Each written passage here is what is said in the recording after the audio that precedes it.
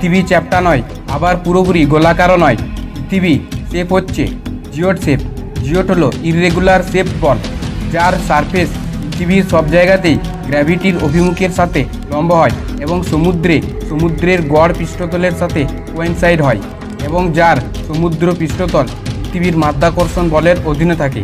পৃথিবীর জিওড আকৃতির কারণ হলো মেরু অঞ্চলটি কিছুটা চ্যাপ্টা ও বিশ্ব অঞ্চলটি একটু স্ফীত পৃথিবীর ঘূর্ণনের অপকেন্দ্রিক বলের কারণে। তাহলে আপনারা বলবেন, ভাই পৃথিবীকে গোলাকার দেখায় কেন?